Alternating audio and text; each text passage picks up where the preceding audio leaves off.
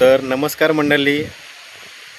आत्ता मी आलो आहे एक अशा ठिकाणी, आपल्या रायगड जिल्ह्यातील तळा तालुक्यातील वसलेले वांदलोशी हे निसर्ग, आदिवासी संस्कृती आणि धरण याच्याशी जोडलेले गाव आहे.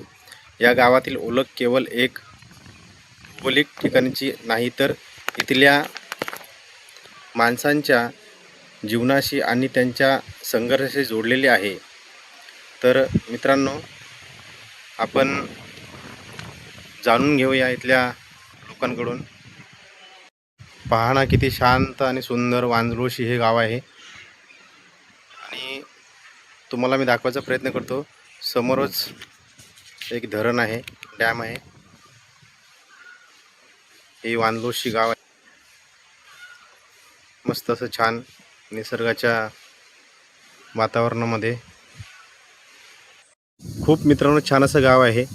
इथे साईडला अंगणवाडी आहे आणि बाजूलाच त्याच्या ग्रामपंचायत आहे. पाहू शकता तुम्ही. हा जो रस्ता आलेला आहे ना, हा तळ्यामधून आला आहे. हा साईला जाणारा रस्ता आहे. साई मानगाव रोड आहे हा. तर हे पहा, हा साईला जाणारा रस्ता. तर इथून मानगावला वगैरे जाऊ शकता. तर मित्रांनो, आता आपण आलेलो आहोत आदिवासी वाडीवरती. पण किती बदल झालेला आहे बघा. खूप सारा बदल झालेला आहे. आपला भारत देश किती पुढे गेलेला आहे. तर तुम्हाला आदिवासी वाडी दाखवतो. पूर्वी कशी होती ना, आता कशी आहे. बरेचसे असे बदल झालेले आहेत. पूर्वीसारखे लोक आता राहिले नाहीत. एकदम सुशिक्षित आणि अभ्यास करणारी माणसं आहेत. आणि वांदलोशी गावाच्या साईडलाच आहे वाडी आहे छोटीशी. पण बघा ना, एकदम छान प्रकारे त्यांनी घरं बनवले स्वतःची.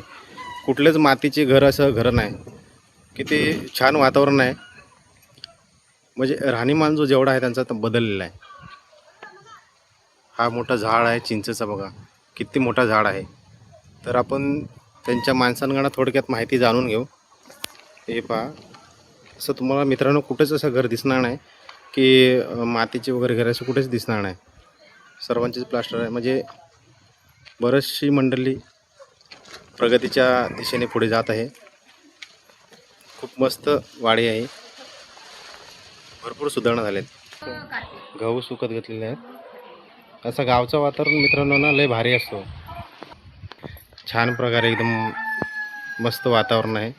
आजी काय करता? बसलात? बरे आहेत ना? मग काय सांगाल? आम्ही बरे आहेत, सगळे बरे आहेत. जे काय असेल ते बरे आहेत ना? मग एकंदरीत काय सुधारणा आपल्या गावातली आहे? सुधारणा हाय आपली. अशीच बोलत सुधारणा आपला आता आपल्या ऐपतीप्रमाणे सुधारणा घाण कचरा काय हे ते आपले करते आहेत. मजुरी मोरी करून खाते आहेत. बरोबर. हो. म्हणजे पूर्वीचं तुमचं मामा कसं राहणीमान होतं ना, आता कशी किती बस पहिला म्हणजे काय तेव्हा होतो दिवस म्हणजे कसं होतं तेव्हा लोक संसार करायची, नाचण्यावर डोंगर तोडायची जंगलात ना. बरोबर. सरकारी जंगल त्यातना तोडायची करून खायचं. बरोबर. आणि आता ही तरा काय झाले ती बघा. बरोबर. आता एवढा असा बदल झालेला आहे आपल्या वाडीवरती. छान प्रकारे बदल झाला. हो, आपले इथं बदल झाले आहेत. इथं आमचे लोक चांगले आहेत. बरोबर. हो, सर्व एक शब्द म्हणजे एकच. दुसरं जास्ती कोण बोलणार नाही. दोघं का तिघं बोलणार उगव असा करायचा तर हा करायचा. बरोबर. म्हणजे एक मताचा तुमचा सर्व गाव आहे. बस एक मताचा गाव आमचा आहे वांडलोशी बरोबर. वाडी. बरोबर. बरोबर. एक म्हणजे मता. आता तुमच्या गावामध्ये म्हणजे बरेच बदल घडलेला आहे. हो हो, बरोबर ना? ते आलं गेलं आपल्या गाड्या जातात बघते. हां, बरोबर. अनुभव जुना अनुभव मध्ये काय आहे? आता जुना अनुभव मध्ये होता तो मोफत बेकारच होता. हो, पहिला संसार करायचे लोक. हां, पण मजुरी काय मासं बिस मारून पोट भरायची इकडं तिकडे जाऊन. हे नाचणी वगैरे करायचं पण ते असं खोताना भरायचं. बरोबर. पैसा नाही तेव्हा कमी. बरोबर. मग ते नाचण्यावर पिकवायचं पण मग चांगले लोकांना मग द्यायचं. खूप लोकांना पाहिजे घ्या. आम्हाला पैसा द्या, काय असेल तो बरोबर. असा. आणि आता तुमच्या गावामध्ये अंगणवाडी शाळा वगैरे चालू झाल्या तर मुलांना म्हणजे चांगल्या सुविधा भेटल्यात. हो, सुधीर बघा काय हे सर्व हे कपडं, हे सगळं दप्तरा ती सर्व पाट्या बिट्या पुस्तकं सर्व भेटते. बरोबर. ही आता शाळा आपल्या इथं झालेली आहे. बरोबर. असं आहे. वेलीवरती हो, धान्य देते. सरकार मग वेलीवरती धान्य वगैरे हो, पुरवतं. 25 किलो गहू नाही तांदूळ आणि 10 किलो गहू. तर आता 15 किलो गहू देते आणि 20 किलो. म्हणजे सरकारचे तुम्हाला आभार मानायचे आहेत. हो, हो. सरकार आपल्याला देतंय. बरोबर बरोबर. आभार मानलंच पाहिजे. सरकार आपल्यासाठी गोरगरिबासाठी देते. बरोबर. हो, तर कसाच काय आणि आता लोकांनी संसार टाकून दिले, काय मोलमजुरी करते, काय कुठे जाते. बरोबर. संसार आता कोण करत नाही. हा. त्यांनी जीवन असताना समाधी बांधले जमिनीत. बरोबर. आणि जमीन घेऊन ठेवली पण तिथं वारला आमचा आजा वारला, आजी वारली, ती परत पाठी अलग आणि दुसरी जीवन असताना पाठी समाधी बांधली. बरोबर. ते अलग पाठी. आणि मुलांना 3 मुलग, धाकू, लक्ष्मण, बालजी, हे 3 मुलग. हा. 3 मुलांना जमीन विकण्याची अधिकार परवानगी नाही. बरोबर. आता आपल्या आजाने सांगणार, आपण स्वतः बघतो आता. बरोबर. असं आहे. तर मामाने अशा पद्धतीने आपल्याला माहिती त्यांची आपल्याला दिलेली आहे. गावाकडचं जीवन कसं आहे बघा, एकदम छान प्रकारे जीवन आहे. कितवीला आहे तू? कितवीला आहे? पहिलीला. नाव काय?